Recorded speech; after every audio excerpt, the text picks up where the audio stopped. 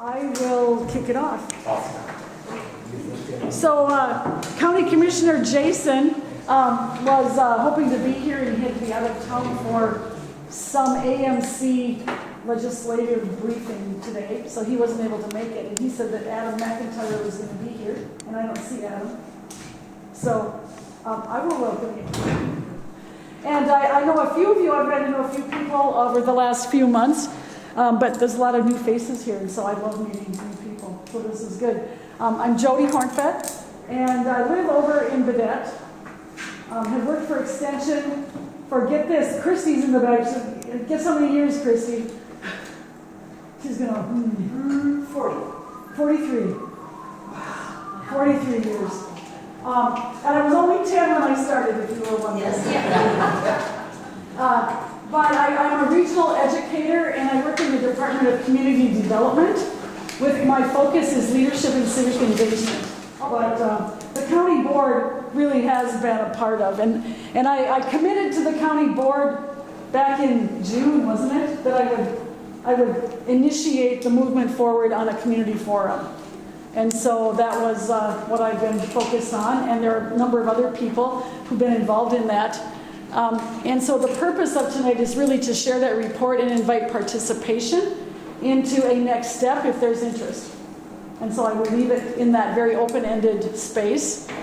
And on the QR code there that's on the screen is the link to the online report. I didn't print, it's like 70 pages or something of a report. And you can actually download it there if you're interested in doing that. And if you don't know how to use QR codes, because I know there was at least one person in this room who didn't know that tonight and would use it later.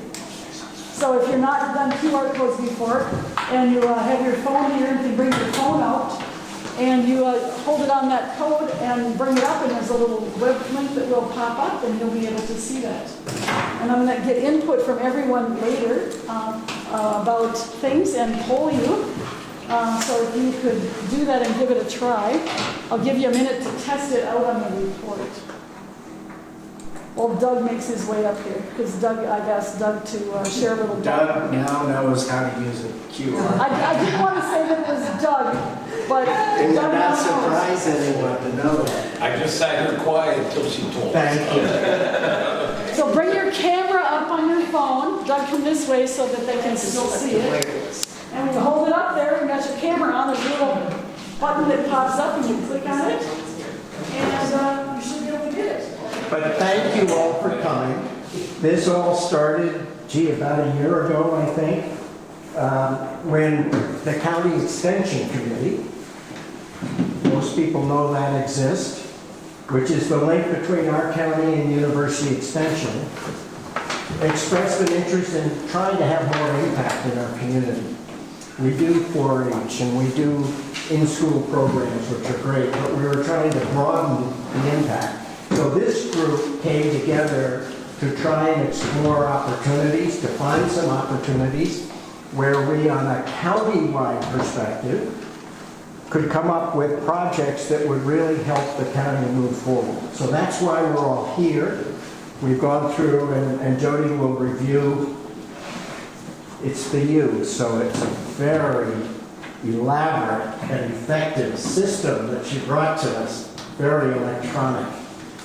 But it works great, and it helped us get some focus on areas of concern and interest.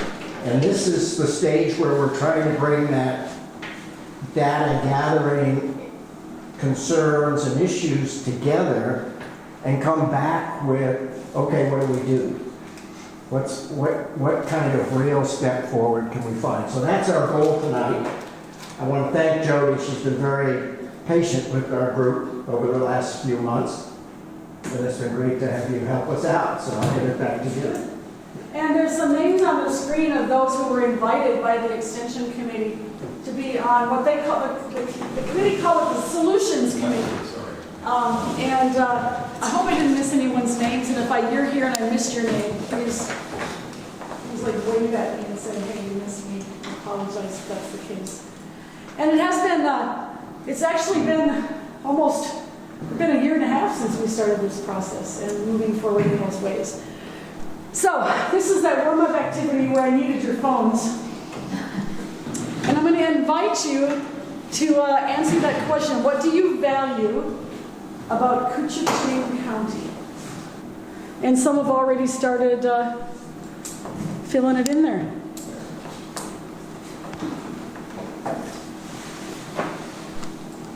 It's magic. It is magic. So, the remoteness and beauty seem to be the two that are coming out, but there's a lot there. Natural beauty, the nature's beauty, the peacefulness, the northern lights, the location, people. And people looking out for each other, doing those things. That's a huge thing as well. So thank you for sharing that. And my reason for doing that is because when we were doing that survey, we actually asked people on the survey what they valued. And we collected that in this space.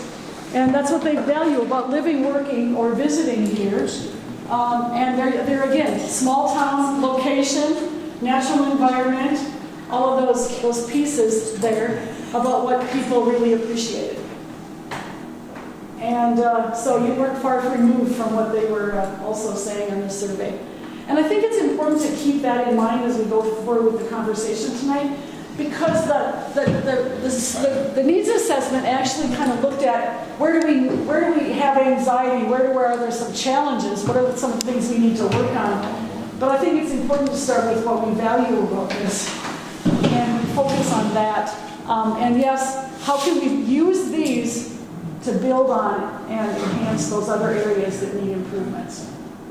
So keeping that in mind is where I'd like to start. So tonight, I've broken the evening into some presentation, sharing some data, then an opportunity for all of you to chat and visit, and then at the very end, a talk about what next. Where does it go from here? So that's where we're headed.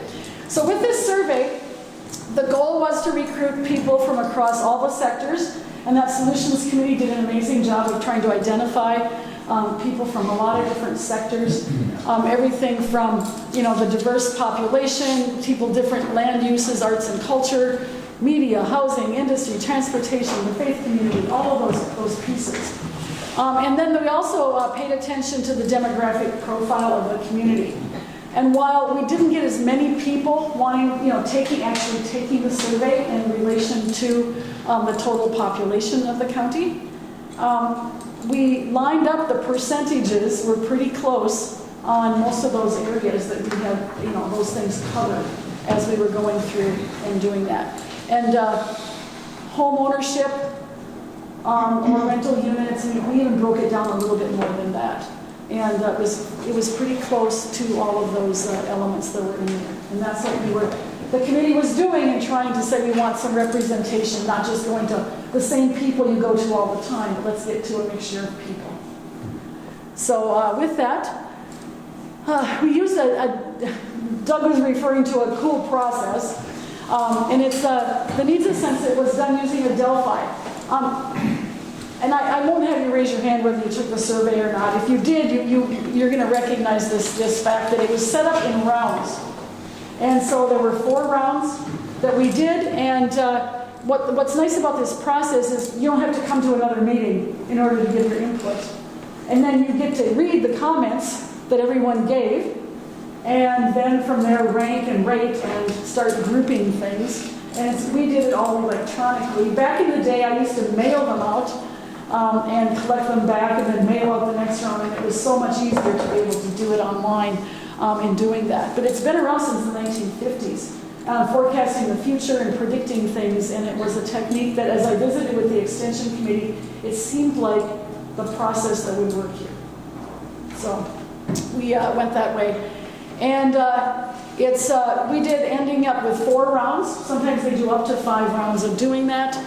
And, everyone got to hear that, see that feedback and then read that. And by the end, the last round, I know if you did the survey, it was really hard because we made you think of listing the effort and impact of some of those different initiatives. So I'll talk about each of those in just a minute. Now, this is a small monitor. I was envisioning a little bit bigger space, and so there's a lot of words on these slides, and so I'm going to pause as we go so that you have a minute to take in. And if you have questions along the way, just, raise your hand and we'll come back to that. So the first round, people were asked to identify current and future needs that would enhance the lives of people. And with that, there were a lot of ideas, and we grouped them into categories that we called the 8 pressing concerns, or things to pay attention to both now and in the future. And those 8 things, and I know it's small, but I'll read the headlines here. It was community infrastructure, these are alphabetical, economic development, education, employment, healthcare and mental health, housing, quality of life, and transportation. And in there, people responded to this is what this is focused on, and to thrive, here's what people need. To thrive in this community, this is what's needed. And so I'm going to take each one of those and give a little bit more information so you have a minute to look at that. I'm not going to read them word for word. I'm going to paraphrase a little bit. But around community infrastructure, there was a recurring concern there that building a sense of community and improving local infrastructure were some of those common themes around that. And to thrive, people need infrastructure and amenities. We need those basic things. We need to be able to get groceries. We need healthcare and access to those things. All of the very basics of all of those, the technology and access to all of those things, and you name it. A lot of things were put into those spaces. And that helps to build that sense of community and improvement of things. The next one was economic development. Again, the recurring theme there was a call for increased economic opportunities and growth. And to thrive, we need to foster a supportive environment for new businesses and economic growth. And I think as we read those responses, it wasn't that you weren't doing it, we need more. We need those kinds of opportunities in those spaces. When it came to education, it was really wanting the quality education, access to training, and that how important that was to have a vital community. And we need to invest in schools and provide training programs. Was that overwhelming sort of sense of that's what fits into this category. When it came to employment, it was the need for good-paying jobs with a living wage, which is always it's always a good thing, especially if you're looking to bring people in as well, if you don't have enough people to fill the positions. And it affects so many of the other elements as well. They're all interconnected. It was kind of hard to separate that out, but when we reviewed the comments, we tried to group them into the categories that seemed to fit around that employment specifically. So that was, people just need employment and those opportunities. And it won't click. There we go. Healthcare and mental health. Again, it was combined into both of those. And the recurring concern there that we noted was the access to comprehensive healthcare and mental health services was really important. So that just given where you live and the location, to those service providers and all those things that are needed, that's a really important, it's the access as well. And so that was, to thrive, it was the access to health services that were really noted multiple times. And that's, with that access, you have a thriving in people and well-being across the county. Housing. Everyone's, everywhere. I was 2 weeks ago or a week ago, I lose track of time, I was in Thief River Falls. They had a housing forum over there, and we're working on a project with them.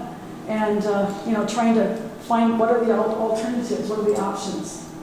How can we have the right housing for the needs of people so that all people have a place to live that's safe and meets the needs that they have. And so we hear the survey respondents said we need to ensure stable, affordable and quality housing is foundational need in a thriving community. And in many places, they talk about housing as people make private, personal decisions about housing, but it's really a community issue. But the community doesn't always make those decisions. It's back to the homeowner or the renter or in those situations, but it affects employment and bringing people in. It affects, I'll just say it affects so many things and it's so interconnected. So figuring that out is always a challenge. Quality of life. And here it talked about we need that positive community spirit through entertainment, recreation, opportunities, and that it's not just about employment and a place to live, but it's about being a whole person and having access to arts and entertainment and a number of things that keep us well. It connects to the mental health and well-being in so many ways as well too. So needing community and social support and addressing the cost of living issues fit into this space as well. And the last one of the 8 was transportation.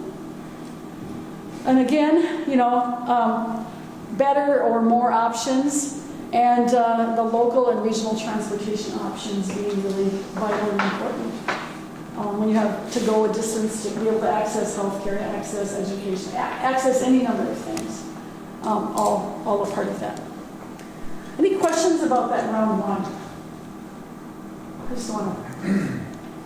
The only one. Okay. And there's a lot of detail in that report that gets into that a bit more. So we took those areas, those 8 areas, and in the next survey, respondents were asked to prioritize that and rate what they thought the top issues of those 8 were. And we thought we were going to pick the top 3. That was in our minds. My colleague John Bennett, who was working with me on this, and then they came in so close on 4 and 5 that we decided to go with the 5 on that top area. And so this time, 65 people completed that survey. Not as many completed that as the time prior. And then we asked what people value. And you saw some of that early on tonight about what was really important. So the ranked items, and this was the order that they came in. When I was sharing them last time, it was alphabetical. But the top one that came through was economic development, then housing, then employment, then healthcare and mental health, in that order coming through that. And then number 5 was the infrastructure. Then education, quality of life, and transportation. So as we moved through the series of surveys, the last 3, education, quality of life, and transportation, sort of dropped off. We have that information, and it's not to say they're not important, but of those who responded, when they ranked it, they listed the others as the top 5. And those still are really important. They came out as the top 8. So the report lists all of them, or reports on all of those and all of the ideas, because they are important as well. So in round 3, we then gathered information on why focusing on these items, those top 5, would be valuable for the present and future of the county. And so the questions related to that. And from that, we came up with ideas for action. And so this was the question that we asked. For each of those items, please provide examples and describe actions that could be taken to improve the lives of people in the county. And we did create these ideas for action sheets. They're an attachment to that full report. And they have some very specific examples and ideas that people came up with. It was pretty impressive, all the input that people provided at that level. And then we also asked questions 2 and 3 about initiatives. So in the past, when you've done programs and initiatives, what made them successful? And also, what limited their success? And we did capture that information, and I didn't pull that out to share tonight, but we did make a list of those things. Because if you can learn from what's worked in the past and do that better, that's a good place to start. But it's also important, I always like to talk about the good, the bad, and the learning. And so what have we learned from initiatives that have failed or not gone as well, so that we don't repeat itself again and again in doing that. And so when you pull up that full report, and I did print 3 copies of that full report. If someone really wanted to twist my arm, I could hand those 3 out So I have 3 of them if anyone really wants to take a look. I would take one. Vicki would take one. Pass it back to Vicki. Anybody else? I have 2 more. I just didn't want to waste a forest and a tree. I was thinking about preserving the natural environment and not printing one. Christy wants one back there? Incorrect. It's correct. You use all the paper you need and then some. You're in the wrong community to be Speaking of smell, I can tell you that's why that the right now, smell. you're not saving any trees. I'm not going to save any trees. I love my trees. Big mistake there. Oh, well, he's really going to write my case now, isn't he? Yes, I am. Wow. Okay. Would you like one? Okay. No, I don't want. There you go. So anyway, those are the 3 reports, and you can pass them around. And you can go around those places.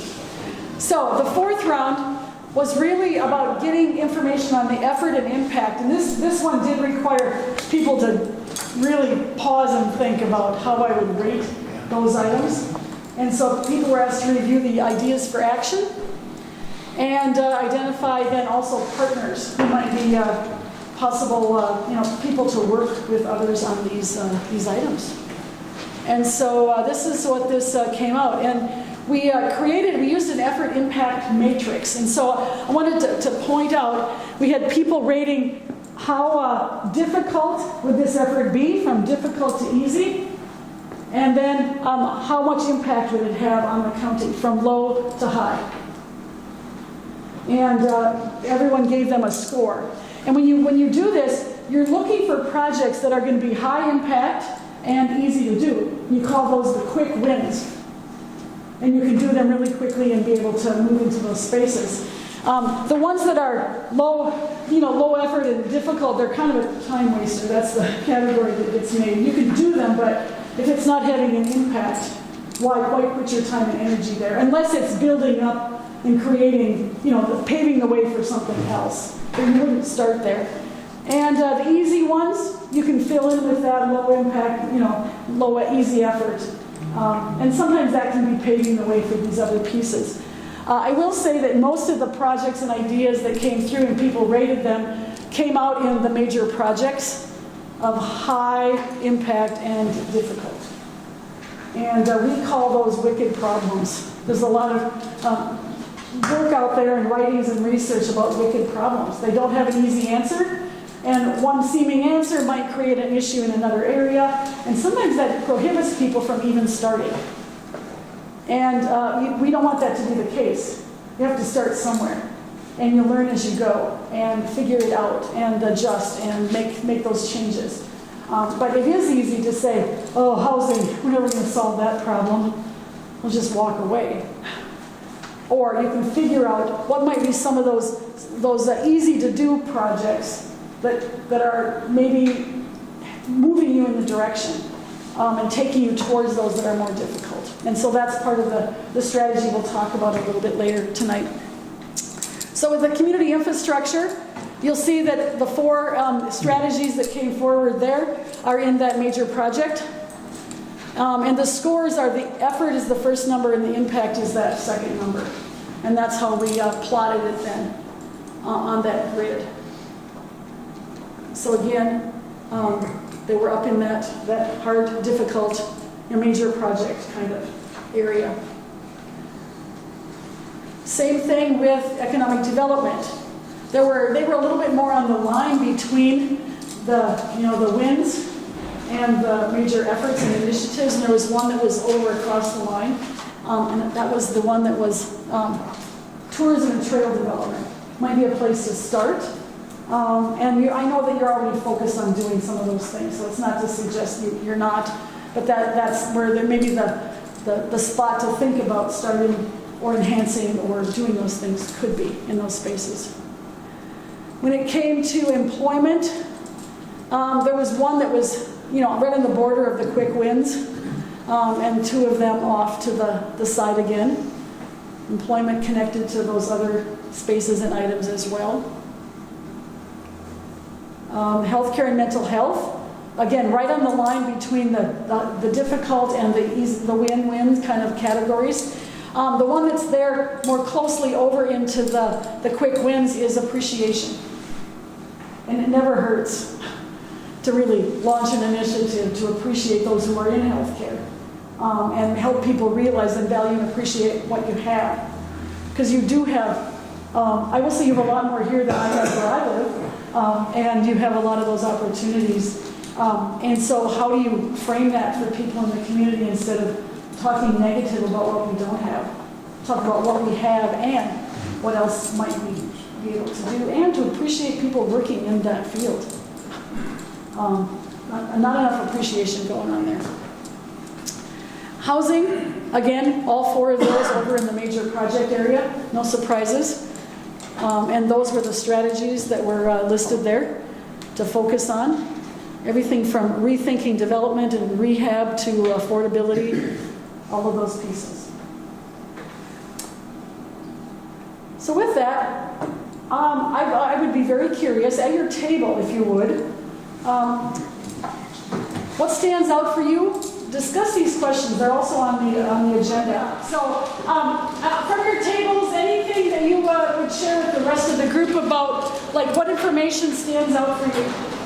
Someone willing to share something that really stood out for you? How interrelated those all 5 are. Yeah, I mean, we talk about that, we think about that when you see that. And John and I were looking at the individual data that came in. It felt like it was all one big muddle. And so we had to really try to focus and to try to pull it apart, but knowing it's like a web. And one thing, and we talked about what our little use of paper exchange we had here. Right? Well, we want economic opportunity, employment. Well, our International Falls is here because of that big old paper plant. Well, that's going to cost some trees. Yes. Right? And then the messaging also is, I've lived here all my life, we've been making trees all our life, or paper for over 100 years. I would not say we have a lack of trees in Koochiching. You know, that's all part of it. Well, it's about being intentional, right? About making sure that there is that supply and all of that. The managing it in those ways. Yeah. Anything else from the presentation, or maybe what intrigued or excited you? This information is, you went from specifics to general, the major topics. You can't pick out something direct to work on in this. It's just all. You hold that thought because we're going to get more specific. There you go. Because we have those action plans, Yeah, and they have some very specific ideas and suggestions. that's Yeah. the only way. And I didn't want us to be here for 3 hours with me going through every single action strategy. that's But thank you for noting that and mentioning that, because I wasn't quite sure. The report is like 65 pages long with all sorts of ideas and input and elements. Any of the solutions committee or who have read that entire thing all the way through? It took a while if you did read it, right? Yeah. And there's specific ideas in there, correct, Paul? Yeah, exactly. Anything else that intrigued or excited you or stood out?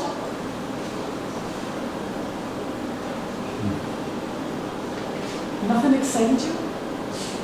I'll say something. Well, yeah. I'm not at liberty to go into detail, but some of the stuff that's on there is stuff that's being worked on. So you're headed down the right path already. Yes. Exactly. Yes. Yes. And so people weren't saying in the survey that it's not happening, they were saying we need it. And Yeah. that really reinforces. Yeah. And hopefully this can help apply for grants and support other programs and projects. That's part of what collecting that data can be about as well in those places. Yes?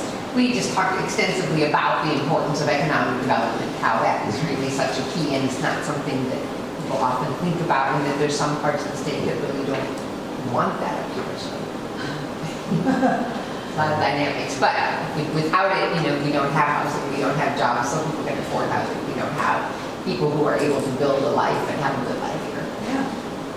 Yeah, it is. It's very important.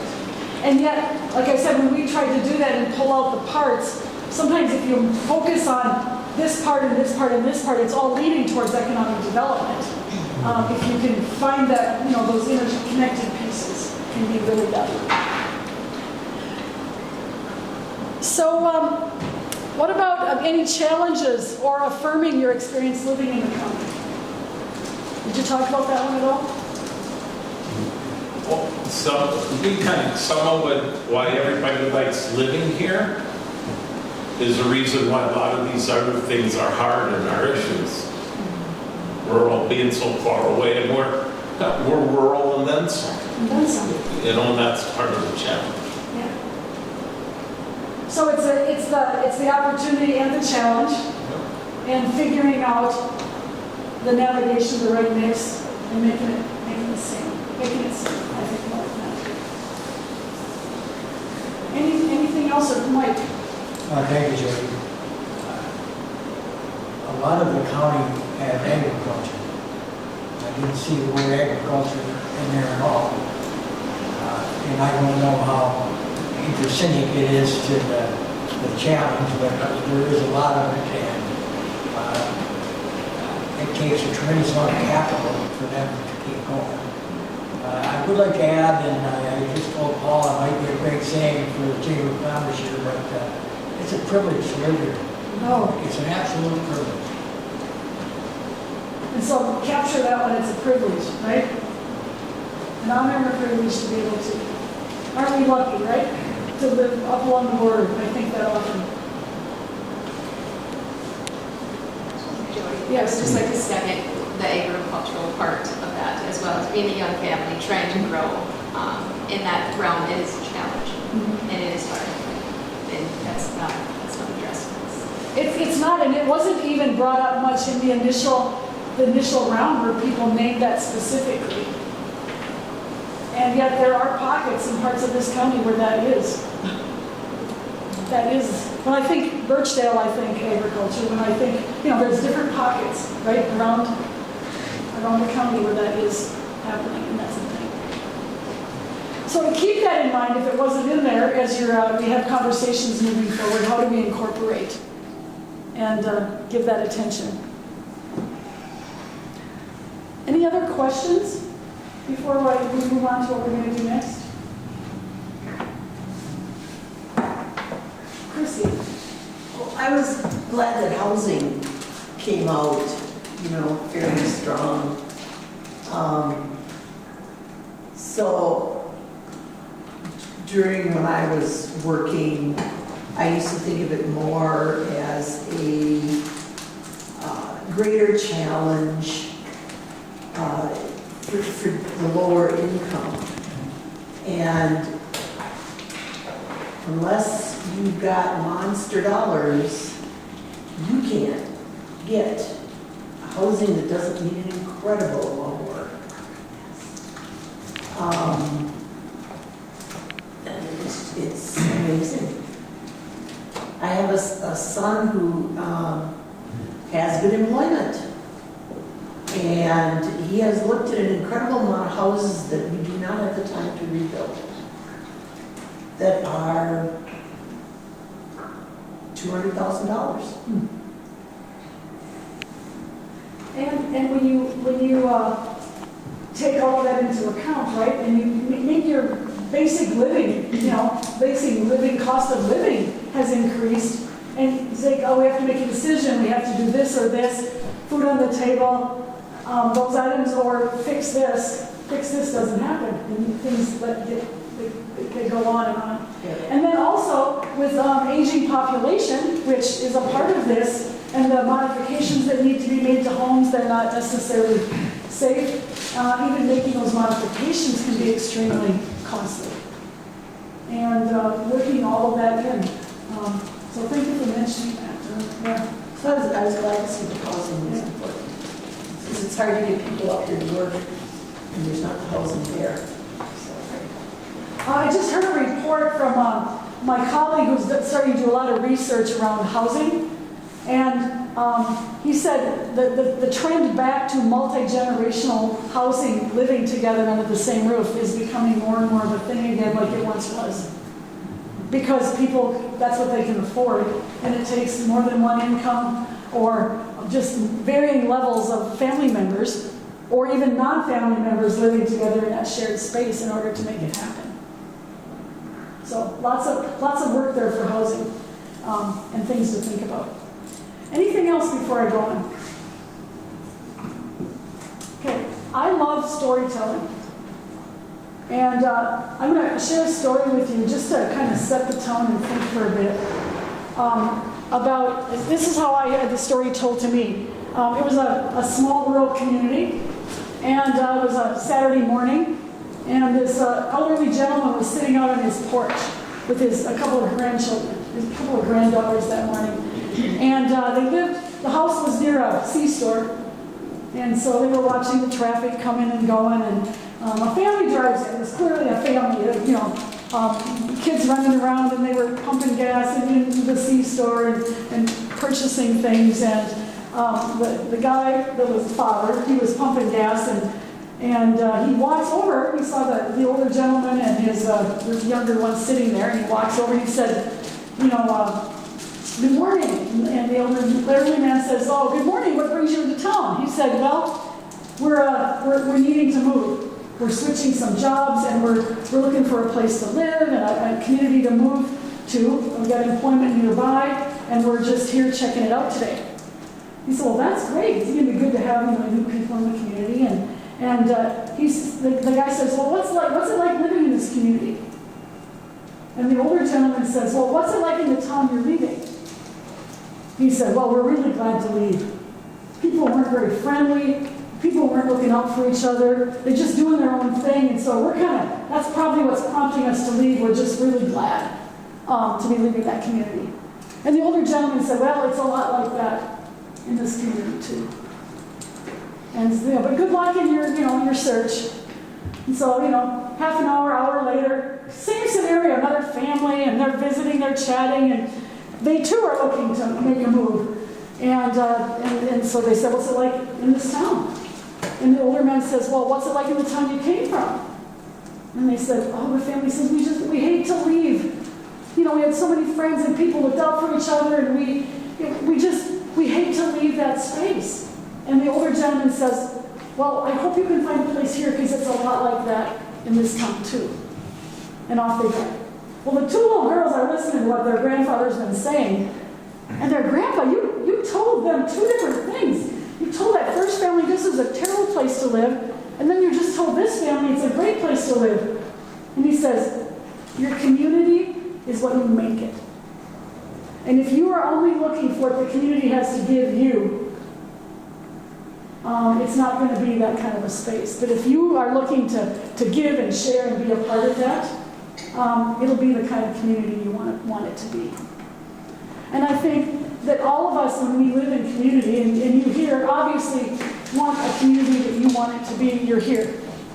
And so I thank you for that. And to be really thinking about what is it that I can do and we can do to make this the kind of place we want it to be. Because pretty sure, and I'm not saying this to be political, I'm just saying it doesn't matter what decade the President of the United States does not worry about international flows. Minnesota. Pretty sure. And I'm pretty sure it doesn't matter what governor we've had over decades, that the governor lays awake at night worrying specifically about Koochiching County. Who cares about it? The people who live here. And if the people who don't live here care about it, it's really a sad day. So, and other people who aren't here tonight who do care. And so that's the opportunity for you to be able to share this information, help them see what's out there, initiate conversations with people about those things. So what I wanted to do next was looking at some of those ideas for action that I mentioned that we had for this stuff, is before we leave here tonight, it would be great if we could take those 5 areas, and maybe there's another area that's not on the list of the top 5 that you feel really passionate about, and frame them up, describe them about what your hope for the future here in the county is. So what I'm going to do is we're going to create what I call a framing statement. So I facilitate a process called strategic doing. It's different than strategic planning. Strategic planning is you plan some more, you have some conversations, you create these long lists of objectives, and you keep planning, and then you do, and it wasn't the right direction. Strategic doing is different than that. And you do a little bit of planning and conversation, you go and do, and you try, and you come back, and like, we need to adjust, we weren't on the right path, or we were, and then you do some more, and it's a more fluid cycle of just moving ideas forward. And it's not tackling the big housing issue, it's tackling pieces of it, and things that we can start taking around action. But without the vision for where we want it to be, you don't have that North Star. And the framing statement that I think about, it's about reflecting the possibilities for the future, and it's the North Star. It helps people focus on what are we really trying to accomplish here. We can say housing, we got to focus on housing. But what's our hope? What's our vision, our dream, our hope for housing, or economic development, or employment? All of those pieces. So what I'm going to invite you to do right now, oops, I'm going to go back, is we have those, you will not go back. We'll try it this way. We have those areas. Just out of curiosity, show of hands, if you were to have a conversation tonight and dig into it a little deeper, how many of you would pick healthcare and mental health? Just to have a conversation. Few? Okay. How many of you would pick infrastructure, community infrastructure? You kind of get into that, don't you? Lois, Here I am. Yeah, you might. What about employment? Who would like to have a conversation tonight around employment? Russell? What about housing? Okay. And then the one that's left, economic development. Is there another topic that maybe showed up on there that didn't make the top 5 that you're really interested in? With the quality of life. The quality of life. Yeah, I wondered about that. What I'm going to do is I'm going to set a table sign on each of 6 tables.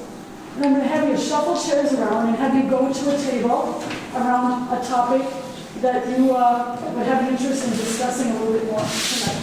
So if everyone would just take a couple minutes of just kind of quiet to work through that, and when it looks like most people have read through that and kind of wrapped your head around those ideas for action, for those that I'm going to explain what I would like you to do. So just be able to read through that and think about what's on there and how it might translate to a framing statement that sort of sets that, it's a statement about the possibilities for the future. And I'll say more about that. But think broadly at this point. It doesn't have a single easy answer. Like many answers could work if you're creating this statement. Many answers could work. It's not, you're not putting we are going to do X, Y, and Z. This is not what you're doing. You're creating if our community had the infrastructure they needed, you're creating that broader statement of what you're aspiring for. You want to keep it short. You want to make people want to learn more about it. It should be surprising and cause people to reflect and think, looking at the situation with a new lens or a different way, and really touches on what's personally meaningful and matters to people. So at your table, in addition to the creating a framing statement sheet there, at the bottom, there are 4 examples of framing statements, just to get a sense of that. And I'm going to read them. You can follow along. They're in the little box on the bottom of that. It says, imagine that the business of doing business in our community was simple. What would that look like? You're creating that statement that will lead to future conversation and planning. Or imagine that our students graduated with strong skills in innovation and creativity. What would that look like? Imagine if any newcomer to our community felt welcomed. What would that look like? Imagine if those interested in offering agritourism experiences there, economic development, agriculture connected, you never know, had access to all the information they needed to move forward with their idea. What would that look like? There's also another sheet there. There's only one copy of this. It's example framing statements. These example framing statements are statements that I've collected from communities I've worked with. And I want to tell you about a couple of them.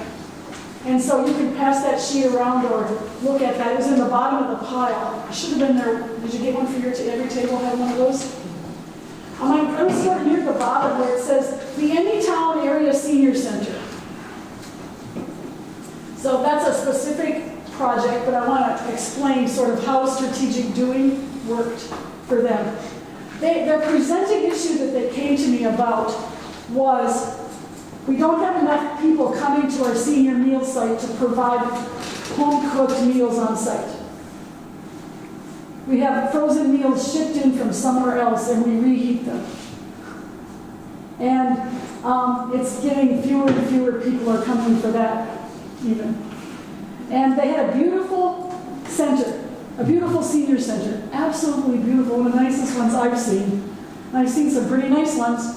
And they said that people just aren't utilizing it. There's this stigma around coming there and getting meals, and there's all this stuff going on.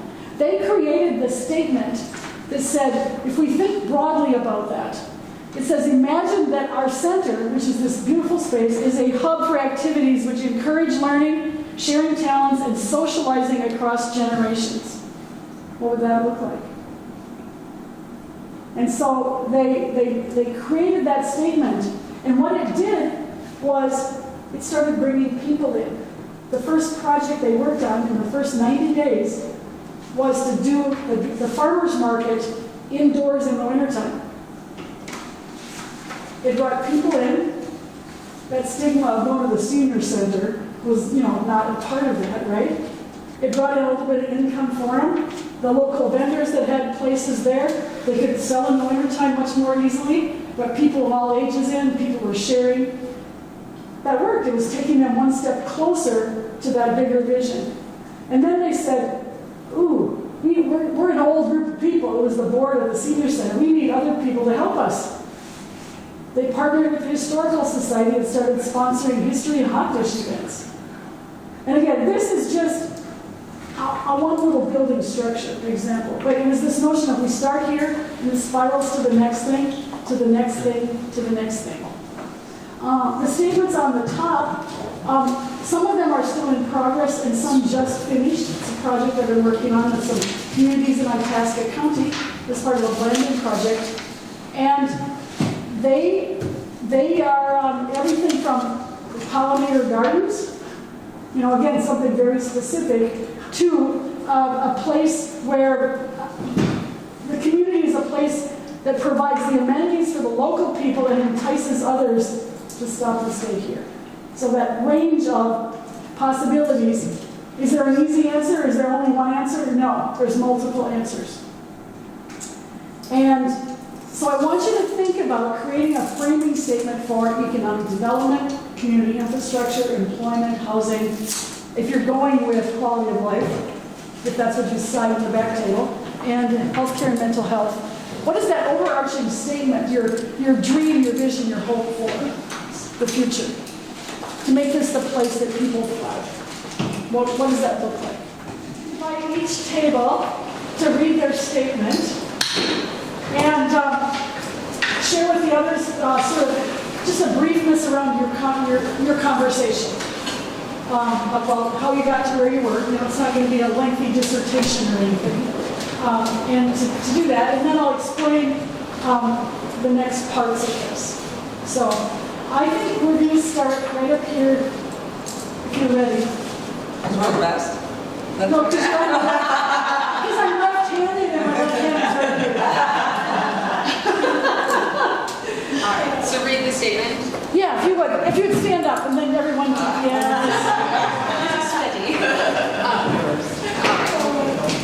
So, Linnea Imhoff, Koochiching County Public Health. So our framing statement for healthcare and mental health was imagine people are supported and aware and have access to vital healthcare and mental health services across the entire Koochiching County.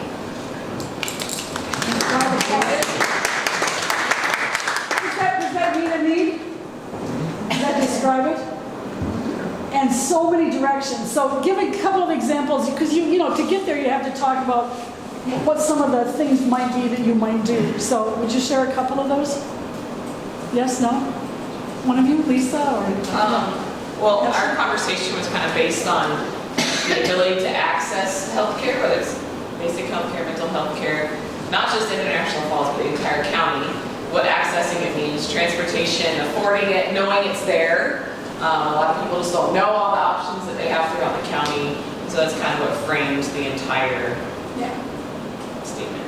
And they also were talking about, you know, service providers networking and partnering to make that happen, and all sorts of directions you can go with that. And trust. Yeah. With Yes. healthcare and mental health, I think that developing that trust within the entire county is critical as well. Excellent. And so I'm going to jump, they're still writing here, I'm going to jump over to employment. I'm not going to jump, I'm going to move to employment. All right, well, as long as you don't expect me to jump up.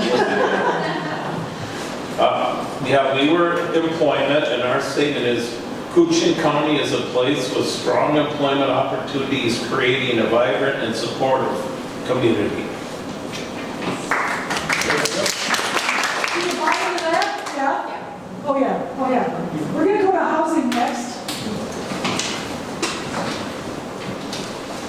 Imagine all ages can find and afford the housing they need and or desire. What would that look like? Lots of possibilities, right? Are you ready up here? Okay. I'm Lois Lewis, and I'm on the extension committee.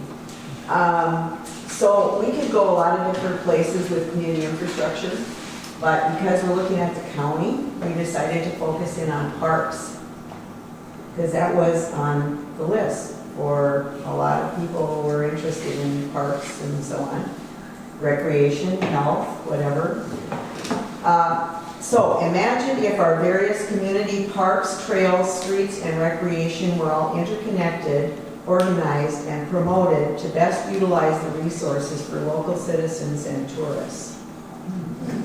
Bravo.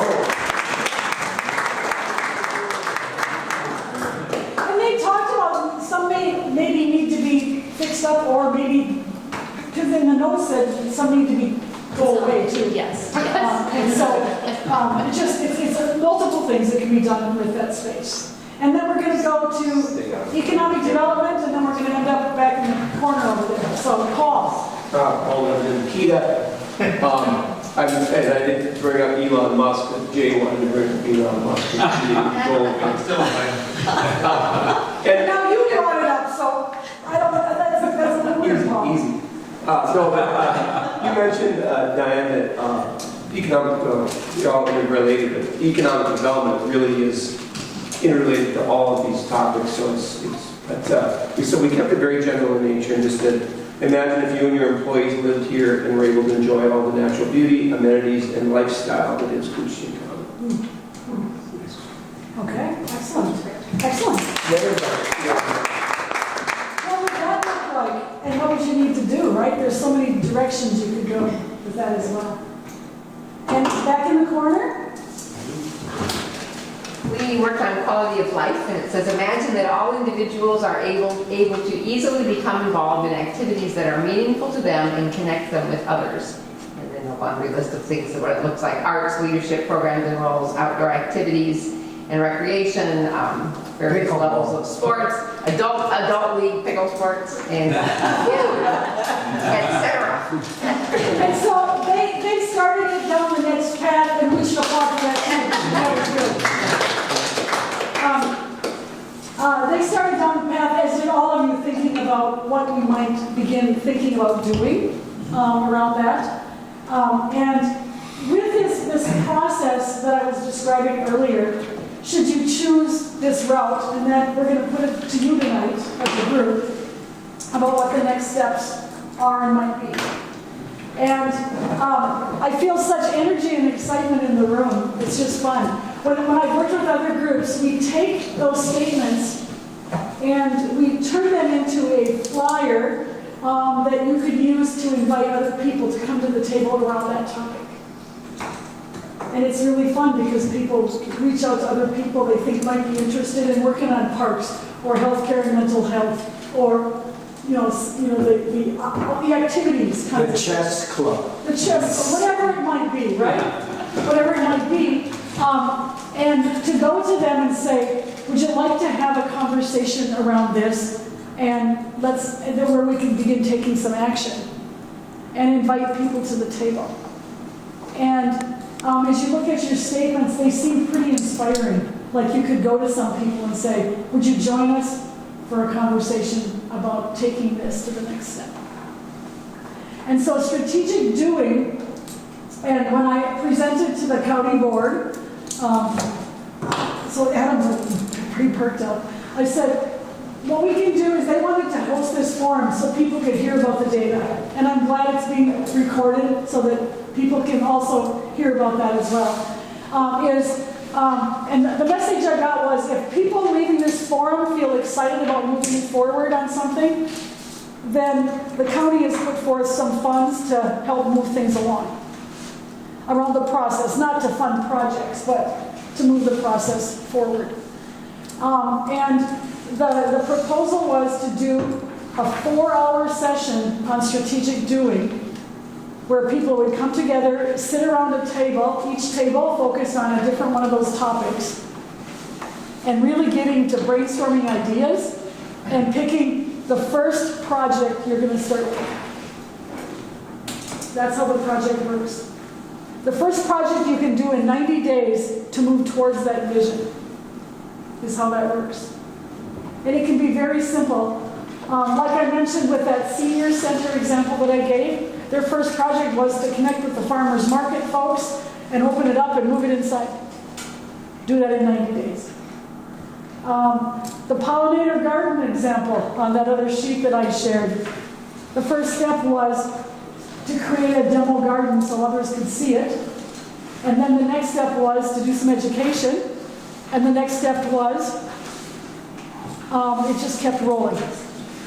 And it's a concept that we talk about in community development as spiraling up. Where you start with one thing, it creates some energy, some excitement, it spirals to the next thing. But you're always working towards that overall framing statement and vision. But it's the multiple little things that add up to the big things that make a difference. Because I don't know about you, but I'm going to tell one more story, and I promise I won't tell a lot more stories tonight, but several years ago, I think it was back probably in the late 90s, I heard we had a speaker that came to speak to us as extension staff, and he worked in civic engagement and organizing, and of course my title is in civic engagement now. We now have that position, but it's always been an interest of mine. And he talked about mobilizing people and getting people out to focus on things that matter. And I raised my hand and said, I have a question. I said, how do you deal with the apathy you see in community? You know what he did? He looked me straight in the eye and he said, you deal with your own apathy first. Oh, yeah. And I was like, how dare you? I'm not apathetic. I was really put out. But it stuck in my head, and I started paying attention to that. And you know what? He was right. I started paying attention. If I was all in and excited about something, I could get other people on board and excited with me. But if I was only half-hearted and it's like, all this other stuff going on, other people would pick up on that. And pretty soon you have this downward spiral of stuff. But if I was excited, I got one more person excited, and they got somebody else excited, the energy that came from that, even though everyone's wearing so many hats, you're all wearing a lot of hats. And I know that. And it's hard to where do I go next? But there was such energy that could be created when I dealt with my own apathy first and could get other people involved. And that has stuck with me so many times. And so we always have that opportunity in community to make a difference. And if our community matters to us, and we want those things that you value, at the beginning you talked about, here's what I value, then what's my role in taking that to the next step? Just wait for somebody else to step up? I'm not sure. We all have that opportunity. So, and I'll never forget that. He just stared me straight in the eye and said, you deal with your own apathy first. And I was like, yeah. So I'm going to invite you to say, what questions do you have about tonight, about what I just laid out as a possible next step? Concerns, not even questions, concerns or excitements. I love excitements too. You're just thinking. What are you thinking about? What's next? Where do we go next? Where do we go next? Okay? Where we go next is, on the back of your sheets, I asked you to put the names of the people sitting in the conversation. Is there one or two people at each table? I know one table only has two people. Who would be willing to be the contact for me to follow up and talk about picking a date where you would reach out to the other people on your list to say, we're gonna do this move to action workshop. And the next step would be for you to say, I'm willing to take that first next step. And it's not a commitment to see this whole thing through the end. It's to get to the next workshop, at which point you would be encouraged to bring 5 to 8 people to the table. It's not a huge ask, it's 5 to 8 people around each topic who'd be excited about that topic and that framing statement, to sit down and do some brainstorming, pick the first starter project. We call it a Pathfinder project, the first project you can do in 90 days to jumpstart an idea. And so, as we would leave here tonight, it would be a matter of me committing to following up and saying, check in with your group after we've had a chance to think about it, and we're ready to go, and we're going to have at least 5 to 8 people at that conversation. And if it doesn't happen, there's not to guilt or pressure people. It could be viewed as a lost opportunity, but there's also this thing called reality of, getting people to the table and having the time to do that. So I'm not trying to put pressure on. Sure. And yet, if you don't, where do you sit? With ideas and no action. I will create a flyer for each group with that statement on it. So you can use that to share it with people and say, come to this conversation, here's what we're going to talk about employment and healthcare, mental health, and economic development. And then at that time, at that meeting, everyone around the table will be asked, what can they do in the next 30 days to move the project forward? And there are 30-day check-ins at 30 days, 60 days, and 90 days. And next time at that session, one person around the table will be asked to be the nudger. You could call them the nagger, but I call them the nudgers, and then I nudge the nudgers. Have you followed up? Have people been following through on what they said they were going to do in the first 30 days? To move it to that space. And it's an action, it's kind of like if you have a timeline, accountability. And then at the end of 90 days, the group decides, are we going to take on the next thing that we came up with an idea? Or are we going to put a pause for now and come back at another time? But it's making a commitment to that 4-hour meeting and that 90 days on that first project to move an idea forward. So it's not solving housing. It's taking the first steps towards getting things lined up.